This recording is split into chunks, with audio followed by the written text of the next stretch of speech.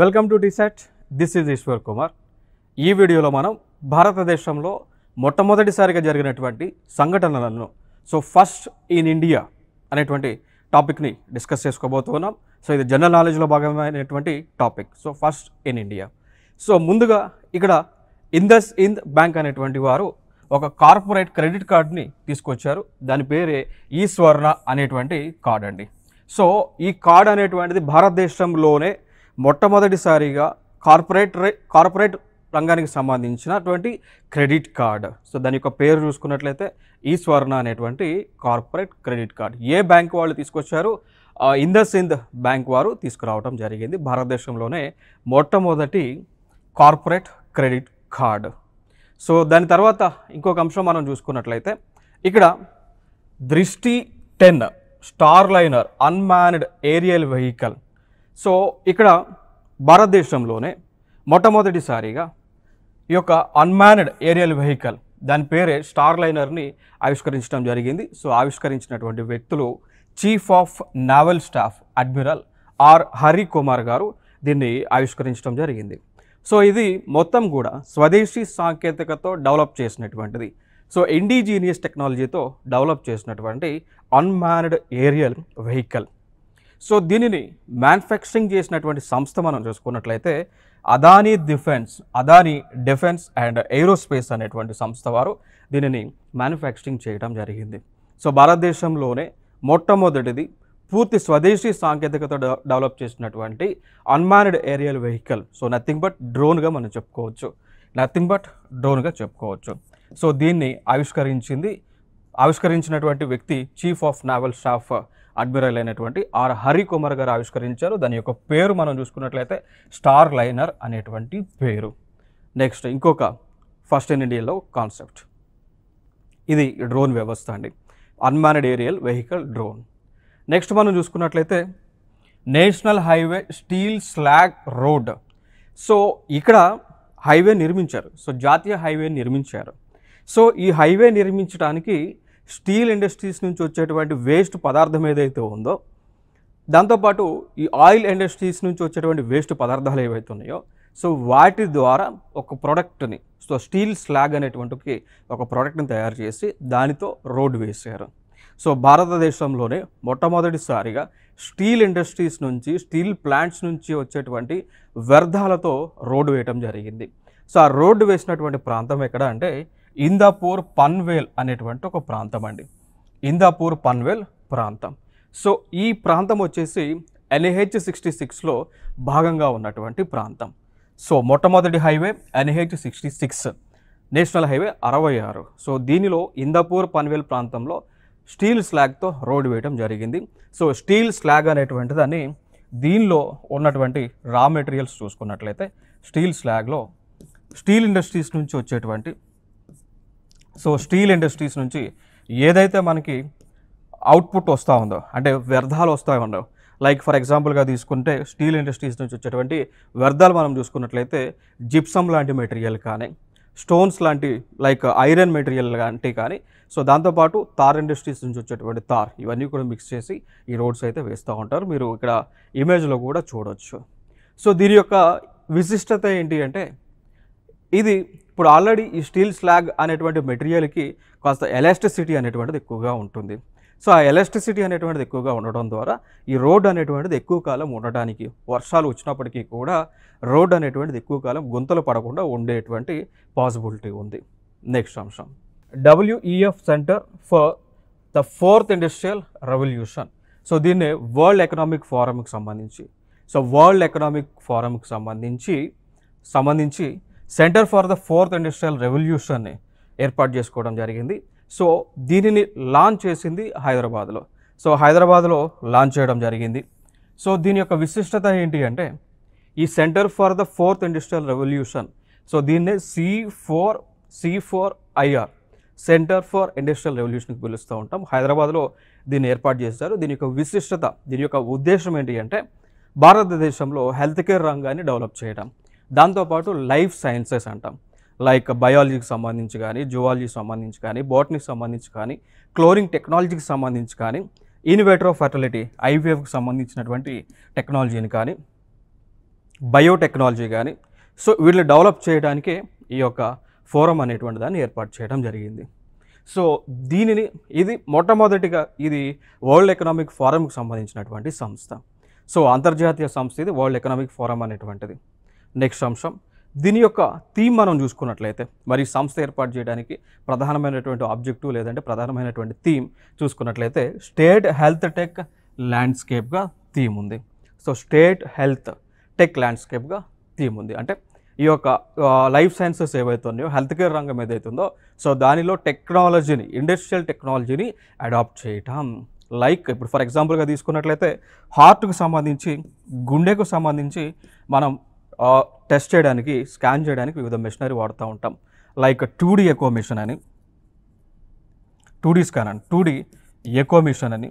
ఇంకా ఫర్దర్గా మన హార్ట్ గురించి మనం తెలుసుకోవాలి అంటే పేస్ మేకర్ అనేటువంటి ఒక వ్యవస్థ ఉంటుంది. దాంతోపాటు ఇంకా ఫర్దర్గా మనం తెలుసుకోవాలి అంటే MRI స్కానర్స్ కానీ. సో ఈ టెక్నాలజీని ఈ హెల్త్ కేర్ రంగంలో వినియోగించేటువంటి కాన్సెప్టే ఈ యొక్క centre for the 4th industrial revolution. Next అంశం, centre of excellence in intelligent internet of things sensors and India's first graphene centre అండి. సో భారతదేశం యొక్క మొట్టమొదటి గ్రాఫేన్ సెంటర్ వచ్చేసి దీనిని కొచ్చిలో, సో కేరళ రాష్ట్రంలో ఉన్నటువంటి కొచ్చి అనేటువంటి ప్రాంతం ఏదైతే ఉందో, సో ఆ ప్రాంతంలో ఇనాగ్రేట్ చేసుకోవడం జరిగింది. ఓకేనా. సో కేరళలో కొచ్చి అనేటువంటి ప్రాంతంలో ఒక విలేజ్ ఉంటుంది, దాని పేరే మేకర్ విలేజ్. దాని పేరే మేకర్ అనేటువంటి విలేజ్. సో అక్కడ ఈ యొక్క గ్రాఫేన్ సెంటర్ని ఏర్పాటు చేసుకోవడం జరిగింది. ఇది భారతదేశంలోనే మొట్టమొదటి గ్రాఫేన్ సెంటర్ అండి. ఓకేనా, మొట్టమొదటి గ్రాఫేన్ సెంటర్. సో దీన్ని ఏమంటామంటే centre of excellence in intelligent internet of things sensors సంబంధించింది. ఓకేనా. సో ఇది అంశం. సో ఫైనల్గా ఇంకా ఫర్దర్గా మనం మాట్లాడుకోవాల్సి వస్తే కేరళ గురించి అనేక విషయాలు మనం ఇక్కడ డిస్కస్ చేయవచ్చు. లైక్ ఇటీవల కేరళ ఒక రాష్ట్రంగా నిలిచింది. దేనికి సంబంధించింది అంటే ఇంటర్నెట్ అనేటువంటి దాన్ని. సో కేరళ రాష్ట్రము ఇంటర్నెట్ అనేటువంటిది బేసిక్ ఫండమెంటల్గా గుర్తించినటువంటి రాష్ట్రం. So basic fundamental right. So భారతదేశంలోనే ఇంటర్నెట్ ఫెసిలిటీ పొందటం అనేటువంటిది బేసిక్ ప్రాథమిక హక్కుగా పరిగణించినటువంటి రాష్ట్రము భారతదేశంలోనే కేరళ నిలిచింది. ఇంకా ఫర్దర్గా కేరళ గురించి మనం మాట్లాడుకోవాల్సి వస్తే కొన్ని అంశాలు ఇంకా మనం మాట్లాడుకోవచ్చు. ఏ అంశాలు అంటే మొట్టమొదటి వాటర్ మెట్రో సర్వీస్ని ప్రారంభించినటువంటి రాష్ట్రం కూడా కేరళ వార్తల్లో నిలిచింది. ఇక దాని తర్వాత మనం మాట్లాడుకోవాల్సి వస్తే సాంకేతిక పరంగా డిజిటల్ లిటరసీ స్టేట్ అండి. భారతదేశంలోనే మొట్టమొదటిసారిగా డిజిటల్ లిటరసీ స్టేట్ హోదా పొందినటువంటి రాష్ట్రము కూడా కేరళనే అండి. సో డిజిటల్ లిటరసీ స్టేట్ అండి. సో డిజిటల్ లిటరసీ స్టేట్ అంటే ఎందుకు ఈ ట్యాగ్లైన్ ఈ రాష్ట్రానికి ఇచ్చారు అంటే ఈ రాష్ట్రంలో ఉన్నటువంటి ప్రజలందరికీ కూడా లైక్ మినిమం టెక్నాలజీ పైన అవగాహన ఉంటుంది. లైక్ బ్యాంకింగ్ ట్రాన్సాక్షన్స్ చేయటం కానీ, యూపీఐ పేమెంట్స్ చేయటం కానీ, ఇంటర్నెట్ బ్రౌజింగ్ సంబంధించి కానీ, జీమెయిల్స్ సెర్చింగ్ కానీ, ఇదంతా కూడా పూర్తి మినిమం అవగాహన ఈ రాష్ట్రంలో ఉన్నటువంటి ప్రజలందరికీ కూడా ఉంటుంది. కారణం ఏమనగా కూడా చెప్పవచ్చు అంటే ఈ రాష్ట్రంలో ఉన్నటువంటి ప్రజలందరికీ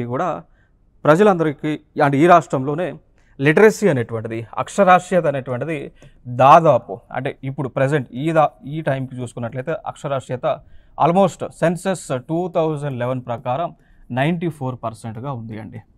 సో కేరళ రాష్ట్రంలో అక్షరాస్యత అనేటువంటిది 94%గా ఉంది 2011 సెన్సస్కి. అంటే ఇప్పుడు ఆల్రెడీ 2021 సెన్సస్ తీయాల్సి ఉంది, తీయలేదు. సో తీసుంటే కనుక మేబీ ఆల్మోస్ట్ అక్షరాస్యత 100%కి రీచ్ అయ్యేటువంటి పాసిబిలిటీ కూడా ఉండేది. ఓకేనా.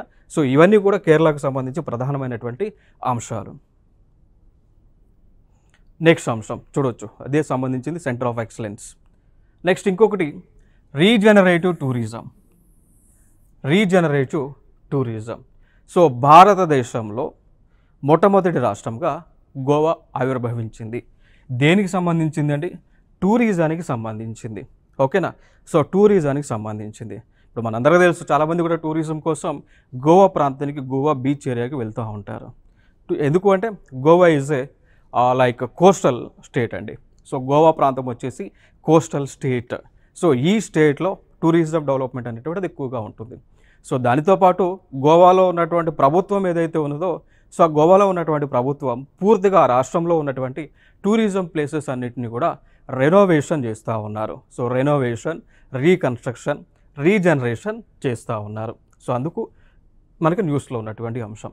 భారతదేశంలోనే మొట్టమొదటి రీజనరేటెడ్ టూరిజం స్టేట్ ఏది అన్నప్పుడు గోవా రాష్ట్రం. కారణం గోవాలో ఉన్నటువంటి అన్ని టూరిస్ట్ ప్లేస్లను రెనోవేట్, రీజనరేషన్, రీకన్స్ట్రక్షన్ చేస్తూ ఉన్నారు కాబట్టి. నెక్స్ట్ చూడవచ్చు, ఇది గోవా బీచ్ ఏరియా. నెక్స్ట్ వచ్చేసి Havisure hepatitis A vaccine. So Havisure hepatitis A vaccine. So ఇది భారతదేశంలోనే మొట్టమొదటిగా కంప్లీట్గా ఇండిజీనియస్ టెక్నాలజీతో డెవలప్ చేసినటువంటి వ్యాక్సిన్. సో పూర్తిగా స్వదేశీ సాంకేతికతను ఉపయోగించుకొని డెవలప్ చేసినటువంటి వ్యాక్సిన్ ఈ యొక్క హ్యావిషూర్ హెపటైటిస్ ఏ అనేటువంటి వ్యాక్సిన్. సో ఈ వ్యాక్సిన్ని అభివృద్ధి చేసినటువంటి సంస్థ చూసుకున్నట్లయితే ఇండియన్ ఇమ్యునాలజికల్స్ లిమిటెడ్ IIL వారు దీన్ని డెవలప్ చేయడం జరిగింది. సో మరి ఈ వ్యాక్సిన్ అనేటువంటి దేనికి సంబంధించింది? హెపటైటిస్ అనేటువంటి వ్యాధి, లైక్ నథింగ్ బట్ జాండీస్ అండి. సో జాండీస్, హెపటైటిస్ అనేటువంటిది కామెర్లకు సంబంధించినటువంటి వ్యాధి. సో కామెర్లు అనేటువంటివి రాకుండా, జాండీస్ అనేటువంటిది రాకుండా కంట్రోల్ చేసేటువంటి వ్యాక్సిన్స్ ఇవి. ఇక దాని తర్వాత ఫర్దర్గా మనం మాట్లాడుకోవాల్సి వస్తే భారతదేశంలో ఉన్నటువంటి కొన్ని కంపెనీలు కొన్ని వ్యాక్సిన్స్ని కూడా తయారు చేయడం జరిగింది. లైక్ కోవిషీల్డ్ అని,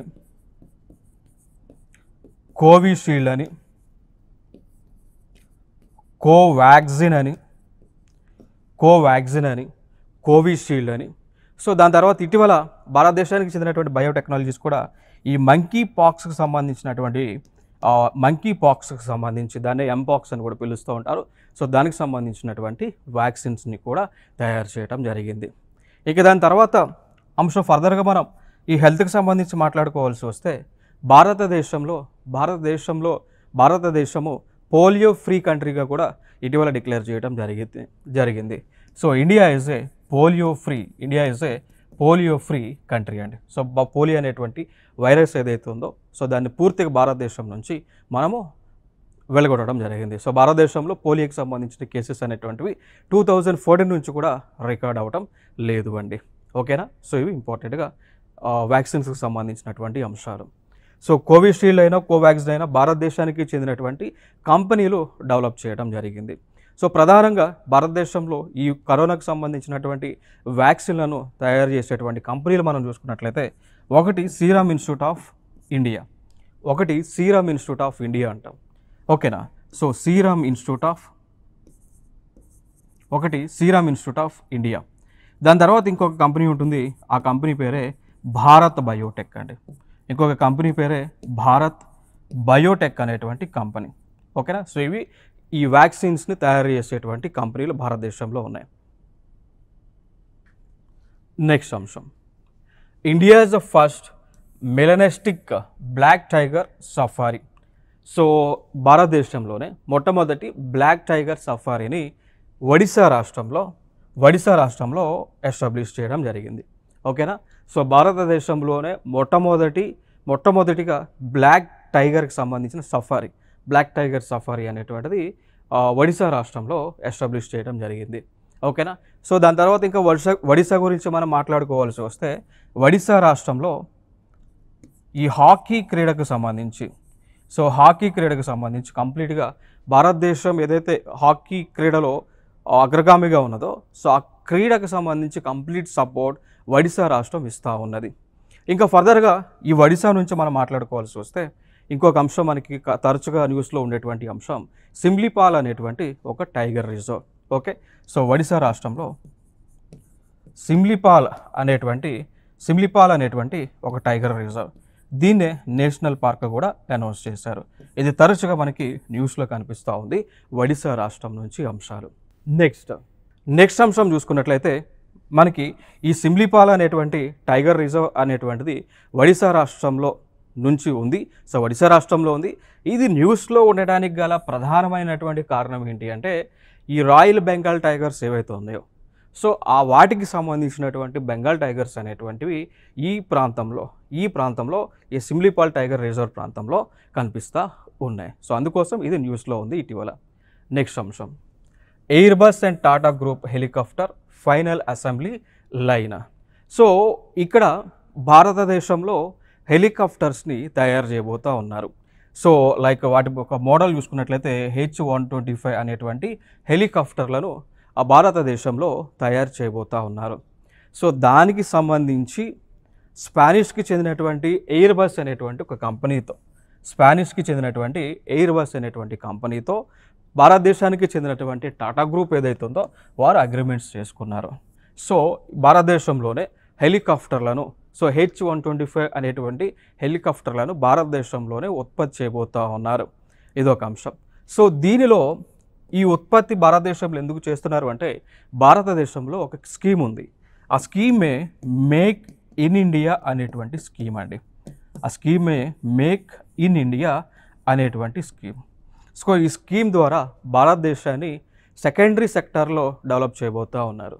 సో ఈ స్కీమ్ అనేటువంటిది ఏదైతే ఉందో దీని ద్వారా భారతదేశంలోనే మ్యానుఫ్యాక్చరింగ్ రంగాన్ని డెవలప్ చేయబోతా ఉన్నారు. అంటే లైక్ ఇప్పుడు ఫర్ ఎగ్జాంపుల్గా తీసుకున్నట్లయితే ఐఫోన్ అనేటువంటిది ఏదైతే మనకి ప్రపంచంలో ప్రసిద్ధిగాంచినటువంటి మొబైల్ ఏదైతే ఉందో సో ఇది యునైటెడ్ స్టేట్స్ ఆఫ్ అమెరికాకు చెందినటువంటి ఫోన్. సో దానినే ఇండియాలోనే ఈ స్కీమ్ కింద భారతదేశంలోనే మ్యానుఫ్యాక్చరింగ్ చేయబోతూ ఉన్నారు. సో దానికి కావాల్సినటువంటి పేటెంట్ రైట్స్ అన్నీ కూడా టాటా గ్రూప్ వాళ్ళే తీసుకున్నారు. సో టాటా వాళ్ళే భారతదేశంలో ఐఫోన్ని మ్యానుఫ్యాక్చరింగ్ చేయబోతూ ఉన్నారు. పూర్తిగా కూడా సో మేడ్ ఇన్ ఇండియా పేరుతో ఈ ఐఫోన్స్ అనేటువంటివి రాబోతూ ఉన్నాయి.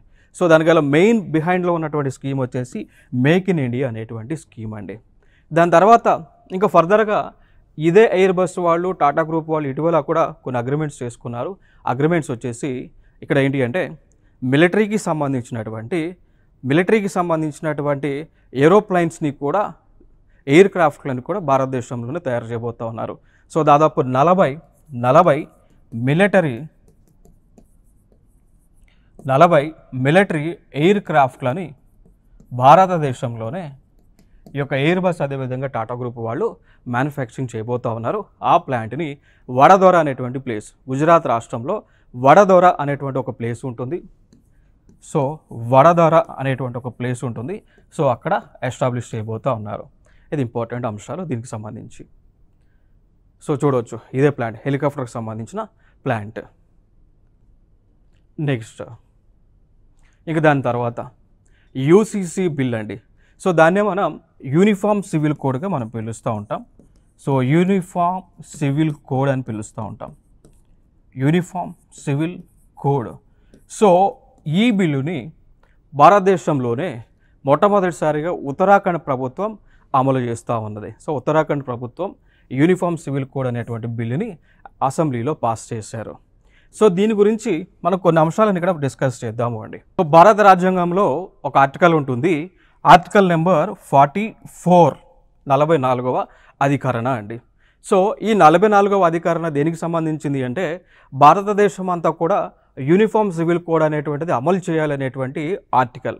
సో ఇక్కడ అసలు ఈ యూనిఫామ్ సివిల్ కోడ్ అంటే ఏంటి అంటే భారతదేశంలో ఉన్నటువంటి అన్ని మతాలకు, భారతదేశంలో ఉన్నటువంటి అన్ని వర్గాలకు ఒకే చట్టం ఉండాలనేటువంటి నినాదం అండి. సో ఈ కాన్సెప్ట్ అసలు భారత రాజ్యాంగంలో ఎందుకు పెట్టారు అంటే ఇక్కడ ఇండియాలో ఉన్నటువంటి ఇస్లామిక్ రిలీజన్ ఏదైతే ఉందో సో వారికి సపరేట్ లా ఉంటుంది, దాన్ని షరియా లా అని పిలుస్తూ ఉంటాం, షరియా యాక్ట్ అంటాం. సో ఆ షరియా యాక్ట్ అనేటువంటిది వారికి సపరేట్ చట్టం అది. సో ఆ చట్టంలో ఉన్నటువంటి కొన్ని అంశాలు మన ఇండియన్ కాన్స్టిట్యూషన్లో ఉన్నటువంటి అదేవిధంగా భారతదేశంలో ఉన్నటువంటి కొన్ని చట్టాలకు కాంట్రడిక్ట్ అవుతూ ఉంది. సో భారతదేశంలో ఉన్నటువంటి లైక్ సిఆర్పిసి కానీ సివిసి సివిల్ ప్రొసీజర్ కోడ్ ఏదైతే ఉంటుందో సో వాటికి షరియా యాక్ట్లో ఉన్నటువంటి అంశాలకు కొంత వ్యతిరేకత అనేటువంటిది ఉంటా ఉన్నది. సో అందుకోసం భారత రాజ్యాంగం రూపొందించేటప్పుడే భారతదేశం అంతా కూడా అన్ని మతాలకు ఒకే రకమైనటువంటి చట్టం అమలు చేయాలి అని ఆర్టికల్ 44 ద్వారా ఇన్సర్ట్ చేశారు. సో దానికి సంబంధించే ఉత్తరాఖండ్ ప్రభుత్వము బిల్లు పాస్ చేసింది. ఇటీవల కూడా కేంద్ర ప్రభుత్వము భారతదేశం అంతా కూడా యూనిఫామ్ సివిల్ కోడ్ అనేటువంటి దాన్ని అమలు చేస్తాము అని చెప్పి దానికి సంబంధించినటువంటి ఫీడ్బ్యాక్ అంతా కూడా పబ్లిక్ నుంచి తీసుకుంటా ఉన్నారు. దానికి సంబంధించినటువంటి కమిటీని కూడా ఏర్పాటు చేయడం జరిగింది. ఇక దాని తర్వాత ఇంకొక అంశం మనం మాట్లాడుకోవాల్సి వస్తే ఇక్కడ ఇండియాలో గోవా అనేటువంటి ఒక రాష్ట్రం ఉంటుంది. ఈ గోవా అనేటువంటి రాష్ట్రంలో ఆల్రెడీ యూనిఫామ్ సివిల్ కోడ్ అనేటువంటిది అమలు చేయబడుతూ ఉంది. సో అన్ని మతాలకు గోవా రాష్ట్రంలో ఒకే చట్టాన్ని అమలు చేస్తూ ఉన్నారు. సో ఇక్కడ అంటే ఇప్పుడు ఈ గోవా అనేటువంటి ప్రాంతం గతంలో పోర్చుగీస్ వాళ్ళ పరిధిలో ఉండేది. సో గోవా అనేటువంటి ప్రాంతాన్ని పోర్చుగీస్ వాళ్ళు పరిపాలించేవాళ్ళు. సో ఆ పోర్చుగీస్ వాళ్ళు పరిపాలించేటువంటి సమయంలోనే అందరికి ఒకే చట్టం అమలు చేశారు. సో స్టిల్ ఇప్పటికీ కూడా అదే చట్టము కంటిన్యూ అవుతూ ఉన్నది. సో ఫైనల్గా స్వతంత్రం వచ్చిన తర్వాత మనం చూసుకున్నట్లయితే ఉత్తరాఖండ్ రాష్ట్రం మొట్టమొదటిసారిగా యూనిఫామ్ సివిల్ కోడ్ అనేటువంటి దాన్ని అమలు చేస్తూ ఉన్నారు. సో ఆల్రెడీ గోవా పోర్చుగీస్ పరిపాలించేటువంటి సమయం నుంచి కూడా గోవాలో అమలు చేస్తూ ఉన్నారు. సో ఇది రాబోయేటువంటి కాలంలో భారతదేశం అంతా కూడా ఈ యూనిఫామ్ సివిల్ కోడ్ని తీసుకురాబోతూ ఉన్నారు. నెక్స్ట్ అంశం ఇక్కడ మనకి నేపాల్లో అదేవిధంగా ఇండియాలో కూడా హిమాలయ పర్వతాలు ఉంటాయండి. సో హిమాలయ పర్వతాలలో హైయెస్ట్ పీక్ దాని పేరే మౌంట్ ఎవరెస్ట్ అంటాం. సో ఈ మౌంట్ ఎవరెస్ట్ అనేటువంటిది భారతదేశమే కాదు ప్రపంచ దేశాలలో అన్నిటికంటే ఎత్తైనటువంటి శిఖరము అండి. సో దాని యొక్క హైట్ దాదాపుగా 8,848 మీటర్స్ ఉంటుంది. సో మౌంట్ ఎవరెస్ట్ యొక్క హైట్ వచ్చేసి 8,848 మీటర్లు ఉండటం జరుగుతూ ఉంది. సో ఇంత ఎత్తున్నటువంటి మౌంట్ ఎవరెస్ట్ని మనకి ఇమేజ్లో కనిపిస్తున్నటువంటి శీతల్ మహాజన్ గారు ఆవిడ అధిరోహించడం జరిగింది. అక్కడ నుంచి ఆవిడ స్కై డైవింగ్ అనేటువంటిది చేశారు అండి. అక్కడ నుంచి స్కై డైవింగ్ అనేటువంటిది చేయడం జరిగింది. సో ఇది ఫస్ట్ టైం అన్నట్టు ఒక మహిళ ప్రపంచంలోనే మొట్టమొదటిసారిగా శీతల్ మహాజన్ అనేటువంటి ఒక మహిళ ఓకేనా. సో స్కై డైవ్ చేయడం మొట్టమొదటిది. మౌంట్ ఎవరెస్ట్ ప్రాంతాన్ని అధిరోహించడమే కాకుండా అక్కడ నుంచి స్కై డైవింగ్ చేయడం మొట్టమొదటి వ్యక్తిగా మనం చెప్పుకోవచ్చు. ఆవిడ పేరే శీతల్ మహాజన్. సో ఈవిడికి పద్మశ్రీ అవార్డుని కూడా ఇచ్చారు. So she was recipient of Padmashri award. Okay, so ఇవి ఇక్కడ ఇంపార్టెంట్ అంశం. ఫైనల్గా ఇక్కడ గుర్తుపెట్టుకోవాల్సిన అంశాలు ఏంటి అంటే మౌంట్ ఎవరెస్ట్ అనేటువంటిది ఏ దేశానికి చెందినటువంటిది శిఖరం? ఇది నేపాల్ దేశానికి చెందినటువంటి శిఖరం. దీని యొక్క హైట్ వచ్చేసి 8,848 మీటర్స్గా ఉంది. ప్రపంచంలోనే అతిపెద్ద ఎత్తైనటువంటి శిఖరం. Next, Pramila Malik makes history as the first women speaker of Odisha assembly. So ఇటీవల ప్రమీళ మాలిక్ గారు న్యూస్లో ఉన్నారు. కారణం ఏంటి అంటే ఒడిశా రాష్ట్రంలో మొట్టమొదటి మహిళా స్పీకర్గా బాధ్యతలను తీసుకోవడం జరిగింది. మొట్టమొదటి మహిళా స్పీకర్ ఆవిడ పేరే ప్రమీళ మాలిక్ గారు. నెక్స్ట్ వచ్చేసి ఇక్కడ ఆర్మ్డ్ ఫోర్సెస్లో ఆర్మ్డ్ ఫోర్సెస్ సంబంధించినటువంటి ఆర్మ్డ్ ఫోర్సెస్ ట్రాన్స్ఫ్యూజన్ సెంటర్ అని ఉంటుందండి. ఆర్మ్డ్ ఫోర్సెస్కి సంబంధించి ఆర్మ్డ్ ఫోర్సెస్ ట్రాన్స్ఫ్యూజన్ సెంటర్ అని ఉంటుంది. సో ఇది ఢిల్లీ వేదికగా ఉంటుంది. సో ఢిల్లీలో కంటోన్మెంట్ ఏరియాలో ఈ యొక్క ఆర్మ్డ్ ఫోర్సెస్ ట్రాన్స్ఫ్యూజన్ సెంటర్ అయితే ఉంది. సో దానికి మొట్టమొదటి మహిళగా మొట్టమొదటి మహిళా కమాండింగ్ ఆఫీసర్గా కల్నల్ సునీత బిఎస్ గారిని నియమించడం జరిగింది. So that's why she is the first person who is discharging her duties as commanding officer. ఎక్కడండి? ఆర్మ్డ్ ఫోర్సెస్ ట్రాన్స్ఫ్యూజన్ సెంటర్లో. నెక్స్ట్ అంశం, ఈ ఆర్మ్డ్ ఫోర్సెస్ ట్రాన్స్ఫ్యూజన్ సెంటర్ అనేటువంటిది ఎందుకు ఏర్పాటు చేశారు అంటే ఎవరైతే ఆర్మ్డ్ పర్సన్స్ యొక్క యుద్ధం టైంలో గాయపడుతూ ఉంటారో సో వారికి వెంటనే బ్లడ్ని సప్లై చేసేటువంటి సెంటర్ అండి. నథింగ్ బట్ బ్లడ్ ఎక్కించేటువంటి సెంటర్. మీరు చూడవచ్చు ఇక్కడ. సో బ్లడ్ని ఎక్కించేటువంటి సెంటర్ అనమాట. సో ఇది మన ఇండియాలోనే అతిపెద్ద బ్లడ్ ట్రాన్స్ఫ్యూజన్ సెంటర్. భారతదేశంలోనే అతిపెద్ద బ్లడ్ ట్రాన్స్ఫ్యూజన్ సెంటర్ ఇది ఆర్మ్డ్ ఫోర్సెస్ కోసం ఏర్పాటు చేశారు. సో ఆవిడ మొట్టమొదటి కమాండింగ్ ఆఫీసర్, మహిళా commanding officer. Next, Sudha Murty, the first women to get global Indian award. So first భారతదేశంలోనే మొట్టమొదటిసారిగా గ్లోబల్ ఇండియన్ అవార్డు గ్రహీత ఆవిడే సుధామూర్తి గారు అండి. సో మనకు తెలుసు సుధామూర్తి గారు గతంలో పద్మ అవార్డ్స్ని కూడా పొందినటువంటి వ్యక్తి. పద్మ అవార్డ్స్ని పొందడం జరిగింది, భారత ప్రభుత్వం ఇచ్చినటువంటివి. సో దానితో పాటు భారతదేశంలో సుధామూర్తి గారు మహిళల యొక్క డెవలప్మెంట్ కోసం ఎన్నో వర్క్స్ అనేటువంటివి నిర్వహిస్తూ ఉన్నారు, ఎన్నో అవేర్నెస్ క్యాంప్స్ అనేటువంటివి నిర్వహిస్తూ ఉన్నారు. దాంతోపాటు నాన్ గవర్నమెంటల్ ఆర్గనైజేషన్స్ని కూడా రన్ చేస్తూ ఉన్నారు సుధామూర్తి గారు. సో మనందరికీ తెలుసు సుధామూర్తి గారు ఇన్ఫోసిస్ యొక్క ఫౌండర్ అయినటువంటి సుధామూర్తి గారు ఇన్ఫోసిస్ యొక్క ఫౌండర్ అయినటువంటి నారాయణ మూర్తి గారి యొక్క సతీమణి. సో వీరి యొక్క అల్లుడే గతంలో బ్రిటిష్ దేశంలో సో యునైటెడ్ కింగ్డమ్కి ప్రైమ్ మినిస్టర్గా ఉన్నటువంటి వ్యక్తి, ఆయనే ఋషి సునాక్. నారాయణమూర్తి గారి యొక్క వైఫ్ సుధామూర్తి గారు. సో వీళ్ళిద్దరూ కూడా భారతదేశంలో NGOs ద్వారా ప్రజలకు సేవలను అందిస్తూ ఉన్నారు. So next, major doctor Payal Chhabra recently become the first women surgeon to join the para special forces of Indian army. So ఫైనల్గా మేజర్, దాంతోపాటు డాక్టర్ పాయల్ చబ్రా, సో ఈవిడ మొట్టమొదటి మహిళా సర్జన్గా చెప్పుకోవచ్చు. సో పురుష సర్జన్లు చాలామంది ఉన్నారు, డాక్టర్ అజయ్ రెడ్డి గారు లాంటి వారు చాలామంది కూడా ఈ పారా స్పెషల్ ఫోర్సెస్లో పనిచేస్తూ ఉన్నారు. బట్ ఈవిడ మొట్టమొదటి మహిళా సర్జన్ అండి. Okay, so major doctor Payal Chhabra గారు first women surgeon who has joined as a doctor in Indian army. చూడవచ్చు ఇక్కడ ఇమేజ్ మీరు చూడవచ్చు. నెక్స్ట్ వచ్చేసి Redfern to become first women to stand as an umpire in a men's first class cricket match in Britain. So Britain దేశంలో జరుగుతున్నటువంటి men's first class cricket మ్యాచ్లో ఈవిడ మొట్టమొదటి మహిళా అంపైర్గా నిలిచారు. ఆవిడ పేరే రెడ్ఫర్న్. సో ఇవి భారతదేశంలో ప్రపంచ దేశాల్లో ఫస్ట్ ఉన్నటువంటి అంశాలు. నెక్స్ట్ అంశంగా మనం చూసుకున్నట్లయితే Parminder Chopra has been appointed as the first women chairman and managing director of Power Finance Corporation Limited. Power Finance Corporation Limited అనేటువంటి ఏదైతే కేంద్ర ప్రభుత్వానికి సంబంధించినటువంటి సంస్థ ఉందో దానికి మొట్టమొదటి మహిళ చైర్పర్సన్గా పర్మిందర్ చోప్రా గారిని నియమించడం జరిగింది. సో ఇమేజ్ ఇక్కడైతే మీరు చూడవచ్చు. సో ఇవి భారతదేశంలో మొట్టమొదటిగా ఫస్ట్ ఇన్ ఇండియాలో జరిగినటువంటి అంశాలు, ఇటీవల వార్తల్లో నిలిచినటువంటి అంశాలు కూడా. Thank you.